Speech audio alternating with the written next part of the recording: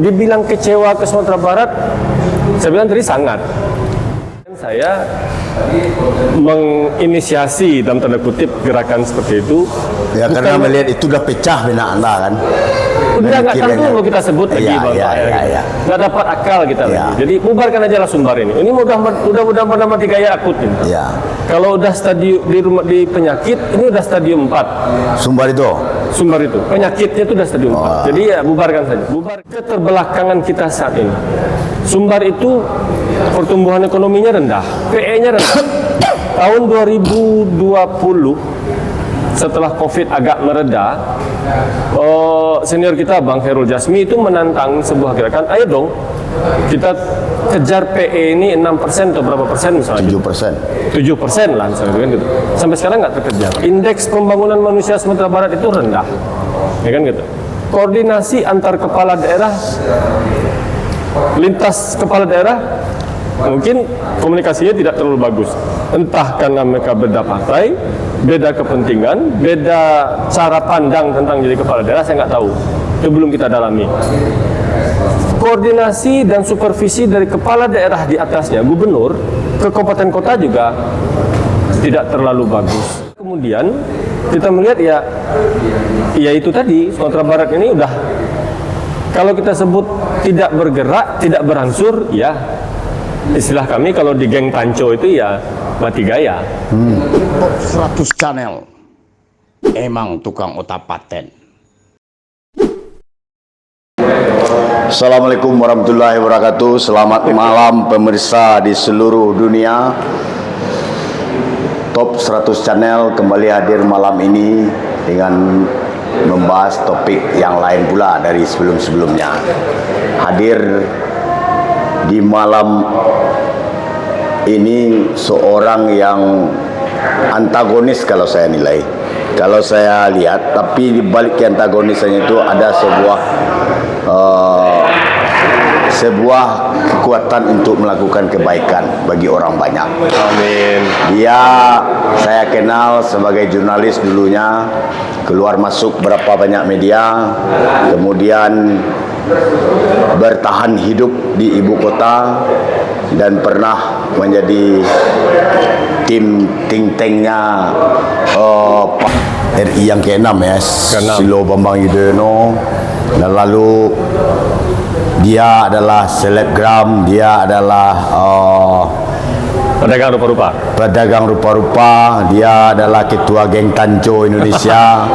Dan di top 100 WhatsApp grup top 100 dia juga sudah sering keluar masuk grup itu.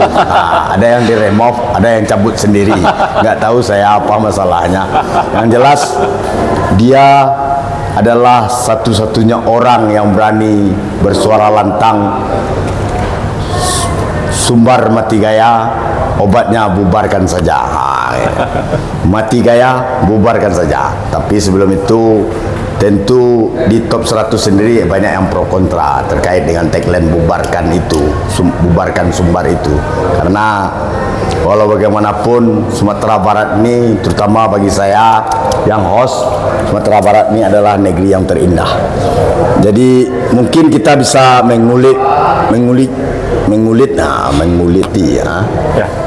menguliti seorang yang sosok antagonis ini terkait dengan mati gaya dan bubarkan saja itu. Dia adalah Bobby Lukman Piliang. Assalamualaikum. Kalau orang banyak panggilannya ada Syekh BLP, ada Al Mukarram, Al Sunuri, macam-macam lah. Bahkan di saat launching dalam podcast pertama Top 100 Channel, dia disebut juga oleh admin sebagai orang yang menggagas bubarkan Sumbar.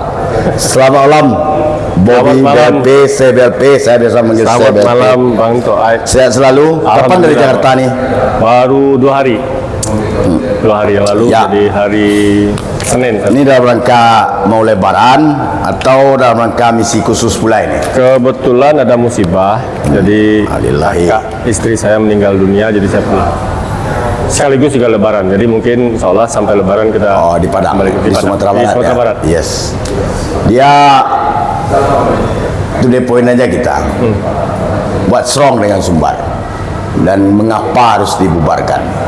Nah, ini yang harus. Dan kenapa selalu bilang mati gaya itu? Saya orang Sumbar, saya besar di Sumbar, saya nggak pernah merantau. Nah, itu agak teriris hati saya. Saya juga besar di Sumatera Barat, Ya, Bang Toai. Jadi Anda kan saya orang yang lahir- kecewa dengan Sumatera Barat sehingga lari di Sumatera Barat. Dibilang kecewa, sangat kecewa sebenarnya. Saya lahir di Kota Padang ini, 48 tahun yang Besar lalu. di Raden Saleh. Besar di Kota Padang, lahir di Kota Padang. Sampai tahun 2003, saya 90% hidup saya itu di Kota Padang. Di Pariaman, di Bukit Tinggi, dan di Jakarta. Saya ke Jakarta itu 90. 2003 ya. 2003 saya berangkat ke Jakarta. Tepatnya itu 2003. Karena dipanggil oleh orang hebat. Bobi harus ke istana katanya kan. Pada waktu itu belum. Oh, Pada belum, waktu itu ya? belum. Saya 2003 itu dapat short course di UI untuk jurnalistik televisi ya. Jadi alhamdulillah sempat terus minta. Begini, dibilang kecewa ke Sumatera Barat, saya bilang tadi sangat. Ini daerah sebenarnya punya banyak potensi. Kalau orang bilang bahwa Sumbar tidak punya potensi sumber daya alam, hanya sumber banyak kok. Sekarang aja kita tahu bahwa Sumbar itu punya tambang emas besar Ya. di Sulawesi Selatan, Ya. tambang batu bara masih ada, bauksit masih ada, biji besi masih ada, batu bara juga di tempat lain, karang putih juga masih ada. Tapi yang tidak dilakukan di Sumatera Barat itu adalah mengelola kekayaan Sumatera Barat itu. Jadi maka kemudian saya menginisiasi dalam tanda kutip gerakan seperti itu. Ya Bukan- karena melihat itu udah pecah benak Anda kan. udah nggak Kiranya- tentu mau kita sebut lagi Iya, Bang iya, Pak, iya, iya. nggak dapat akal kita Iya. lagi. Jadi bubarkan aja lah Sumbar ini. Ini udah mati gaya akut ini. Ya. Kalau udah stadium di penyakit, ini udah stadium 4. Sumbar itu. Sumbar itu penyakitnya itu udah stadium 4. Jadi ya bubarkan saja. Bubarkan dalam arti. Berarti menunggu napas terakhir aja tuh ya. Jadi banyak pertanyaan ke saya tentang kenapa bubarkan Sumbar gitu. Bukan membubarkan Sumbar secara administratif, bukan. Ya. Bukan.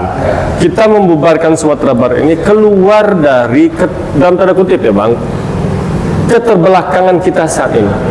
Sumbar itu pertumbuhan ekonominya rendah, PE-nya rendah. Tahun 2020 setelah Covid agak mereda, senior kita Bang Khairul Jasmi itu menantang sebuah gerakan, ayo dong kita kejar PE ini 6% atau berapa persen misalnya. 7%. 7% lah misalnya kan gitu. Sampai sekarang nggak terkejar. Indeks pembangunan manusia Sumatera Barat itu rendah, ya kan gitu. Koordinasi antar kepala daerah, lintas kepala daerah, mungkin komunikasinya tidak terlalu bagus. Entah karena mereka beda partai, beda kepentingan, beda cara pandang tentang jadi kepala daerah, saya nggak tahu. Itu belum kita dalami. Koordinasi dan supervisi dari kepala daerah di atasnya, gubernur, ke kabupaten kota juga tidak terlalu bagus.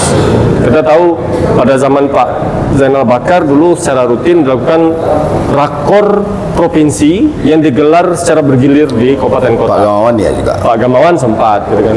Di zamannya Pak Irwan sempat berapa kali dilaksanakan. Tapi sekarang kita tahu mungkin tidak seintens dulu ya. Mungkin kita ada, tapi sehingga kemudian kita melihat ya itu tadi Sumatera Barat ini udah, kalau kita sebut tidak bergerak, tidak berangsur, ya istilah kami kalau di geng Tanco itu ya mati gaya, tidak berangsur lah gitu. Itu dia.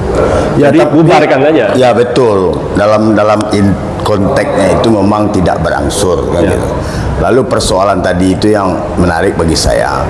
Apakah karena komunikasi antar kepala daerah baik di tataran kabupaten kota maupun provinsi mandeknya karena faktor beda partai politik yang mengusung atau bagaimana. Tapi saya lihat tipologi Sumatera Barat itu orangnya kan sangat komunikatif. Yap. Saya membaca literasi bagaimana seorang Syahrir, seorang Agus Salim, seorang Aidit, seorang apa ketika berbicara parlemen dia perang, tapi di luar ruang sidang itu kan dia berangkulan. Betul.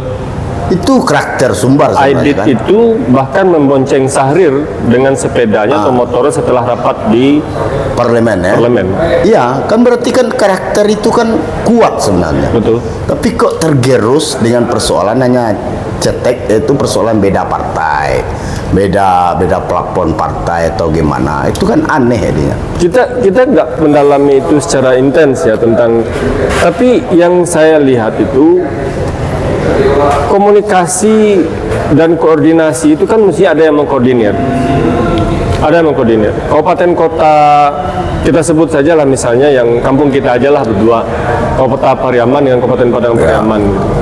Ada nggak komunikasi antara Kabupaten Padang, Wali Kota Pariaman dengan Bupati Padang Pariaman atau Wali Kota Padang yang daerahnya berbatasan dengan tanah datar, Solo. dengan Kabupaten Solo misalnya, di selatan dengan Kabupaten Padang Pariaman misalnya.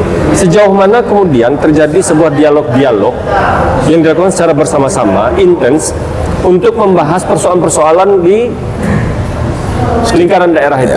Misalnya, kita bicara soal jalur transportasi saja, ya kan gitu. Bagaimana kemudian pemerintah Kota Padang dan pemerintah Kabupaten Padang Pariaman, misalkan yang daerahnya dilalui oleh jalan nasional, lalu kemudian ada jalan provinsi di situ, yang kemudian juga ada menjadi semacam daerah pertemuan. Bagaimana kemudian kedua daerah ini bersama-sama, oh ini daerah ini mesti kita perbatasan ini harus kita, ini menjadi kewenangan Kota Padang, ini kewenangan Kabupaten Padang Pariaman misalnya.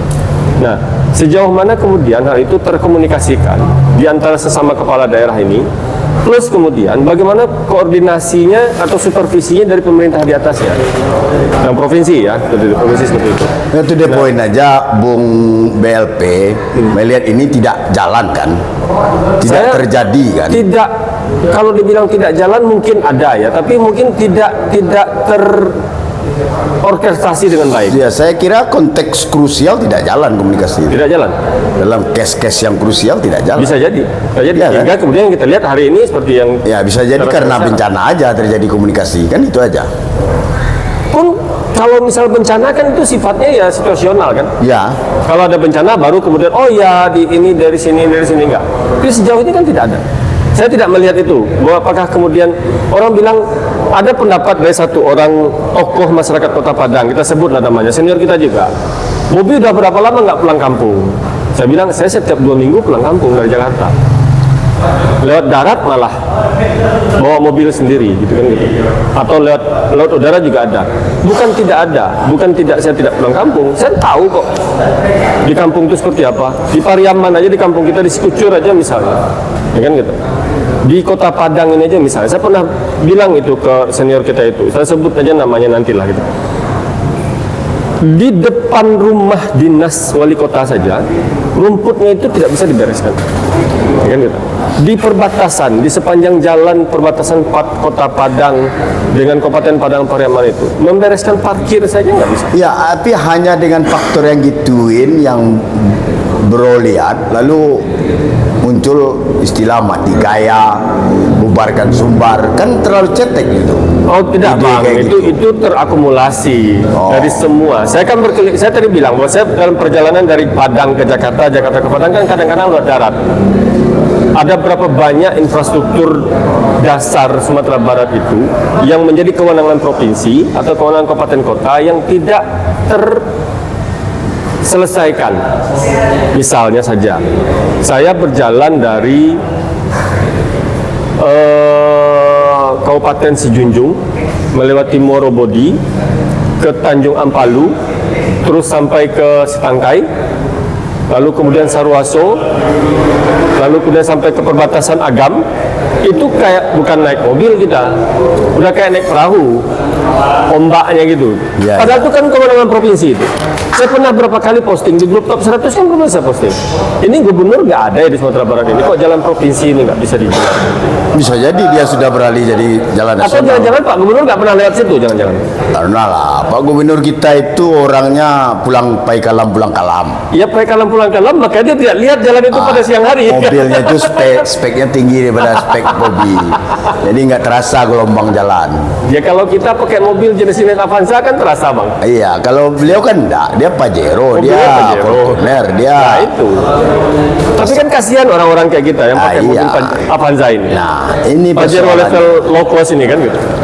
Nah itu yang sebenarnya jadi akumulasi dari ketidakpuasan terhadap situasi-situasi di Sumatera Barat itu. Kemudian kita bicara lagi soal kehidupan sosial masyarakat. Ya maaf lah, abang lihat sendiri berapa kali sih kemudian menjadi viral di berita nasional ada persoalan-persoalan penyakit masyarakat di Sumatera Barat. Kemana sih pemerintah daerah kita? Yang semestinya ini menjadi tugas mereka, pemerintah daerah loh bang ya, bukan orangnya ya, pemerintah daerah dalam satu kesatuan unit, kemudian mengatasi persoalan itu. Misalnya, sekarang saya pernah bilang ke Bang Fauzi Bahar waktu itu, saya protes ke beliau, ketika ada kewajiban siswa-siswi sekolah dan kantor memakai pakaian muslim. Saya bilang ke Bang Fauzi Bahar, Bang, ini hanya akan menjadi pewarna gincu dari kehidupan masyarakat, tidak menjadi garam dalam kehidupan masyarakat. Abang perhatikan ini, kita lihat orang berpakaian muslim, anak-anak berpakaian muslim, tapi coba cek setiap malam minggu di Khatib Sulaiman, berapa banyak kita lihat berita-berita di ini. Saya kan ngikutin Instagramnya medianya Bang Toai ini, Tribun Sumbar. Berapa banyak kasus kecelakaan atau razia pembalap liar di Khatib Sulaiman itu. Kalau misalnya kemudian itu menjadi gincu, menjadi garam dalam kehidupan, nggak akan ada itu. Minimal berkurang lah ya. Ini kan enggak.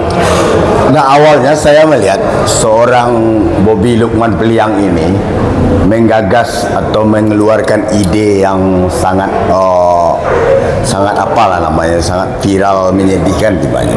Bubarkan Sumbar itu karena Bobby Lukman Peliang tidak tahan lagi di Sumatera Barat, lalu merantau ke Jakarta menjadi buzzer atau hater atau apalah, dengan maksudnya itu karena dia sudah jijai melihat Sumbar yang seperti kayak gitu aja.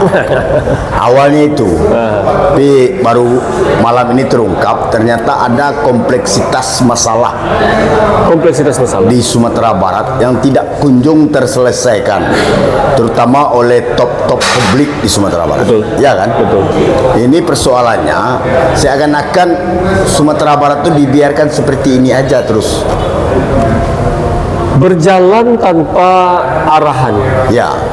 Apa roadmap Provinsi Sumatera Maka Barat? negerinya disebut negeri autopilot. Akhirnya seperti itu. Ya. Akhirnya seperti itu. Ada gubernur, Mestinya ada kan wali kota, jalan ada strategi. bupati, ya terserah saja kan itu jadinya. Akhirnya seperti itu bang. Kita Itu lihat karena bahwa muncul keantisipasian atau gimana itu? justru itu menjadi semacam kepedulian. Oh, Kalau saya bilang, orang bilang, Bob, kamu kenapa kok benci banget ke Sumatera Barat? Saya bilang tidak. Justru karena saya sayang Sumatera Barat. Ini kampung saya loh bang. catat itu. Karena sayang ke Sumatera Karena sayang Barat, pada Sumatera maka Barat. bubarkan Sumbar atau Ayolah Sumbar mati kita gaya. berpikir bagaimana Sumatera Barat ini bisa bersaing secara adil, secara kompetitif dengan daerah lain. Kita sebut sajalah, bicara tentang infrastruktur misalnya. Tadi saya bilang soal jalan provinsi, jalan tol. Ya, saya waktu itu sudah pindah dari Biro Pers Sekretariat Presiden ya, 2018 itu. Saya masuk Setpres itu 2014, keluar 2016 akhir. 2018 itu sudah. 9 Februari, abang ingat acara Hari Pers Nasional kan? Di Jalan Bypass, Ya. Presiden Jokowi, Ya. Pak Basuki Hadi Mulyono, Bang Arsad Yuliandi Rahman, Gubernur Riau, Bang Irwan Prayitno, kita sebut Bang Irwan karena kita kadang-kadang manggilnya Ustadz gitu kan, menekan sama-sama sirine tanda di groundbreaking pembangunan jalan tol Sumbar ya. Padang Pekanbaru Ya. sebagai feeder untuk jalan tol koridor utama Sumatera. Kenapa di Sumatera Barat? Kenapa nggak di Pekanbaru?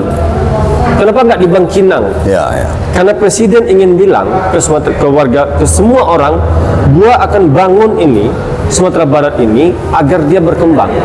2018 bang, tanggal 9 Februari 2018, 2019, 2020, 2021, 2022, 6 tahun. 2024, 6 tahun. Berapa panjangnya sekarang? Hah?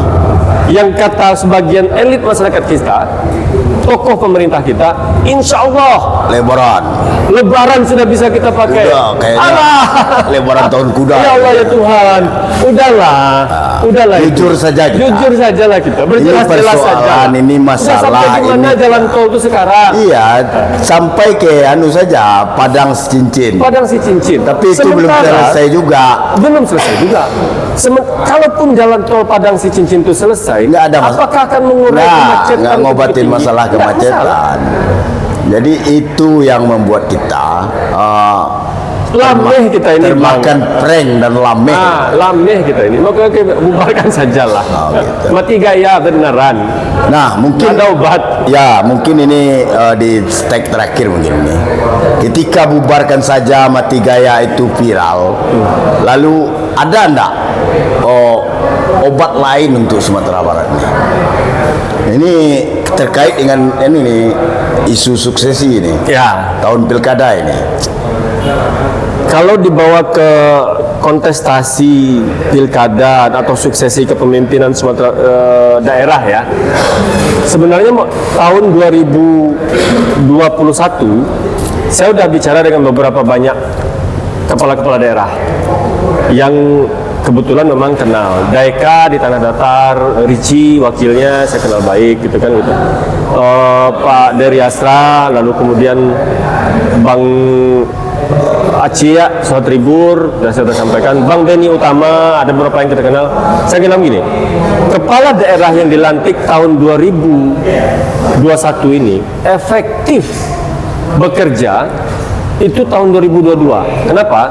Dia dilantik Februari 2021. Ketika dia dilantik, APBD-nya sudah disahkan, sudah berjalan, maka dia akan bisa bermain di APBD perubahan di bulan semester kedua, Juni atau Agustus misalnya, APBD perubahan, dan dia baru bisa menyusun anggaran yang sesuai dengan visi misi itu di tahun 2022. 2023, abang lihat sendiri, sebagian besar kepala daerah kita itu semuanya ketua partai. Pak Mahyildi ketua DPW PKS, Pak Henry Sapta ketua DPD PAN, Pak Eka Putra bendahara Partai Golkar, Pak Khairunas Demokrat, Pak Khairunas ketua DPD Golkar Sumbar, Pak Sohatribur ketua PAN Padang Pariaman, Pak Herman Sapar ketua Gerindra Kota Bukit Tinggi. Siapa lagi? Pak Beni Utama ketua Golkar juga. Pak Epi Ardiasda PAN. Pak Sultan Rizka pengurus PDIP Sumbar. Jadi kalau misalnya tidak tahun 2022 itu kesempatan emasnya mereka untuk bekerja untuk Sumatera Barat. 2023 karena kepemimpinan partai, mereka pasti mikirin partai, pileg kan? Ya. Mikir jadi menyusun DCT, DCS, konsolidasi partainya. 2024 ini kan pilkada. Mereka konsolidasi lagi untuk maju terpilih yang incumbent atau yang mau naik tingkat atau yang pindah jalur menjadi wakil rakyat misalnya gitu. Nah, saya bilang gini, jadi kesempatan itu tahun 2022, ayolah kita lakukan. Tapi kan dalam tanda kutip, alhamdulillah tidak ada perubahan kan. Ada berapa banyak sih infrastruktur yang dibangun sepanjang tahun 2021 ke 2024 awal ini? Ini Maret gitu kan kita. Tahapan pilkada sudah kita mulai. Sudah berapa banyak? Kalau kita hitung persentasenya, mau bicara sejelek-jeleknya pemerintahan terdahulu, ada juga yang dibangun. Ya, tapi artinya tahun pilkada ini tahun pacet bagi seorang politik yang kebetulan adalah banyak di kepala-kepala daerah Sumatera Barat. Ya, obatnya bagi saya ya melakukan perubahan itu. Jadi bubarkan itu, ya bubarkanlah Sumbar yang hari ini, yang mati gaya ini. Bukan bubarkan secara administratif, Bang, mati masuk penjara saya nanti. Ya kan? Subversif nih kan. Tapi ayo kita keluar dari keterbelakangan dalam tanda kutip Sumatera Barat hari ini yang infrastrukturnya rusak berat, yang masyarakatnya keterbelakangan itu karena tidak bisa mengikuti gaya provinsi dan nasional. Tidak bisa menyamakan. Saya menulis itu di Padang Express, mengintegrasikan Sumatera Barat dalam koridor pembangunan infrastruktur nasional, koridor pembangunan nasional sumber daya manusia, sumber daya alam nasional. Dalam range nasional Sumbar itu masuk nggak? Nah, terus, ini enaknya dengan BLP dia to the point saja. Terus dengan tahun sekarang ini, apakah mesti lanjutkan atau ganti? Kalau begini-begini aja mati gaya apa? Pilihannya di tangan masyarakat. Oh, benar. Masyarakat mau. Tapi masyarakat enjoy dengan Mati Gaya gimana? Nah, tugas kita. Oh. Tugas kita untuk membangunkan masyarakat yang enjoy Mati Gaya ini, menyadarkan mereka, ayo dong kita lakukan perubahan di Sumatera Barat. Ya perubahannya ganti Meldi misalnya. Ya, kita nggak bilang ganti orangnya kan Bang, tapi mengganti mindsetnya. Kalau mengganti mindsetnya, ya ganti orangnya tadi.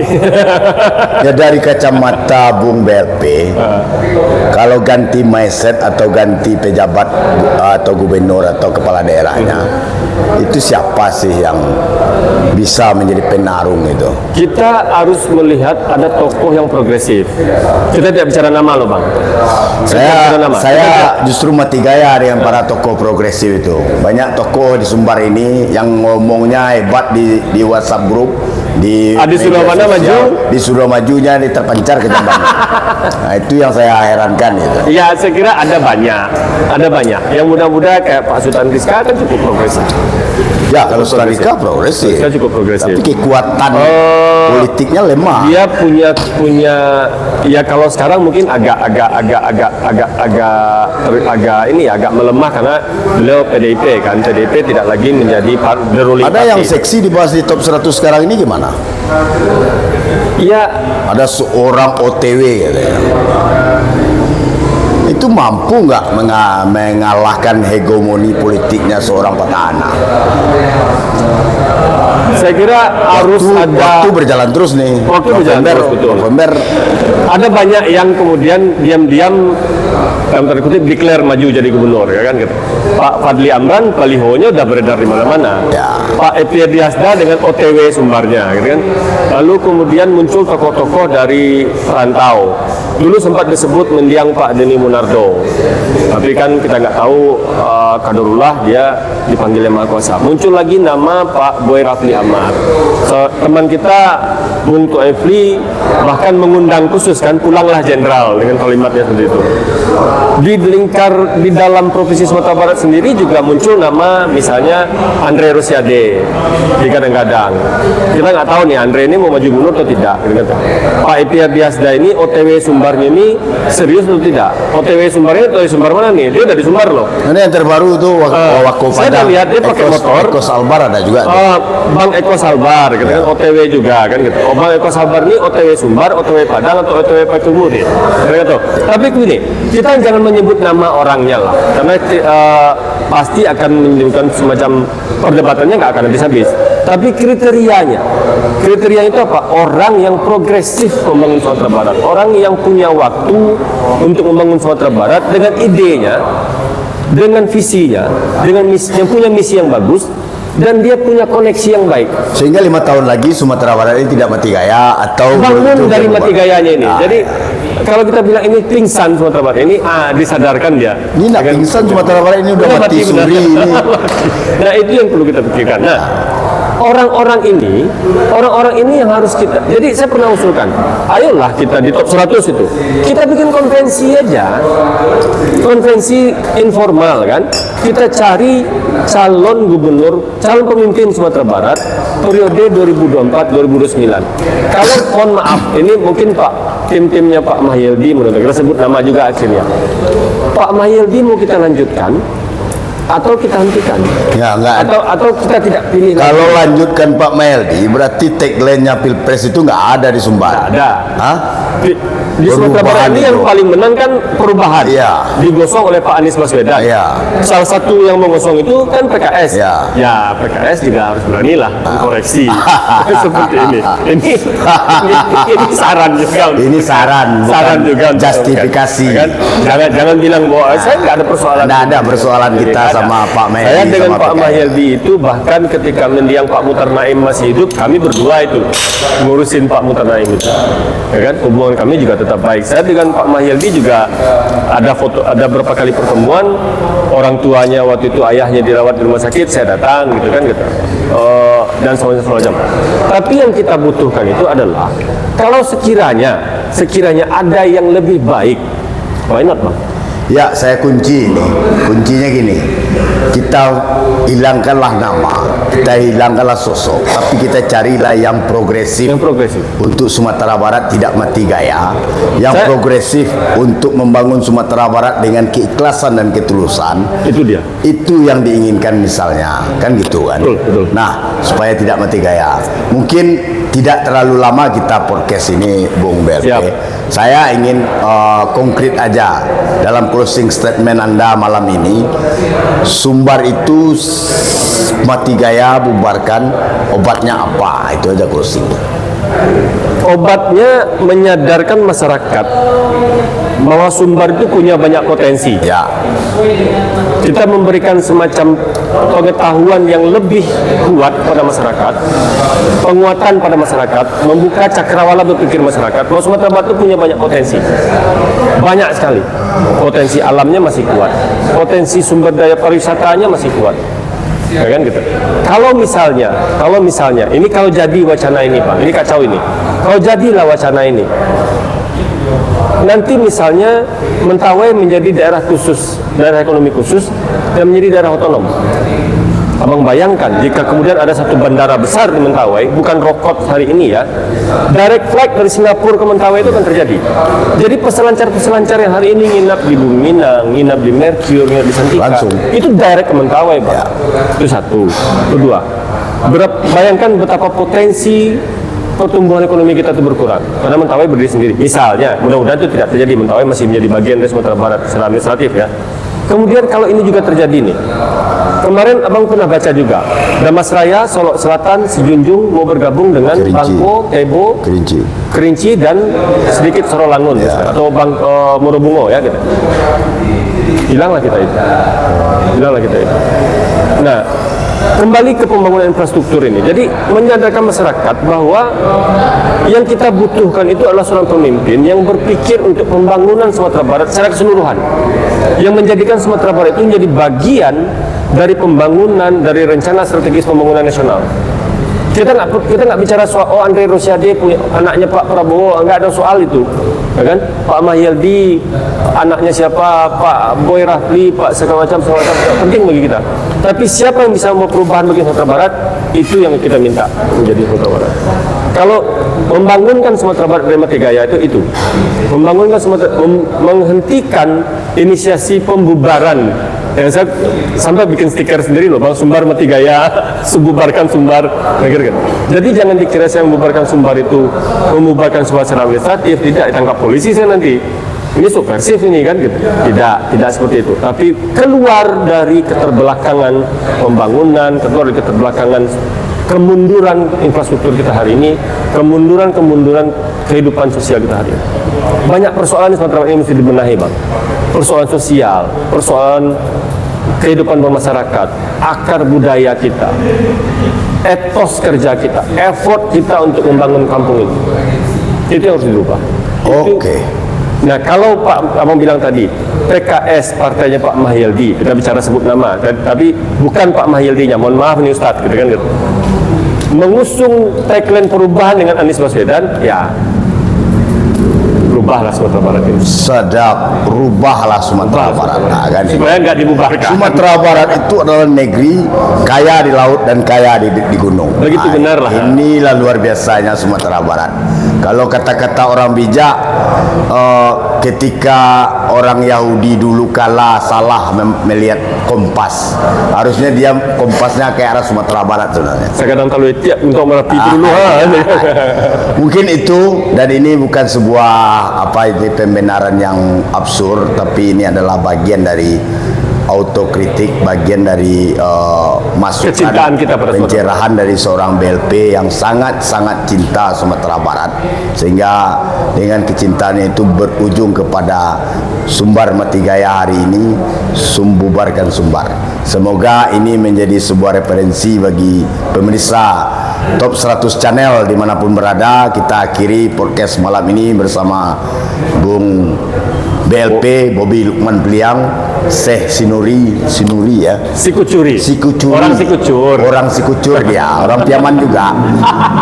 Assalamualaikum warahmatullahi wabarakatuh. Waalaikumsalam warahmatullahi wabarakatuh. Mantap.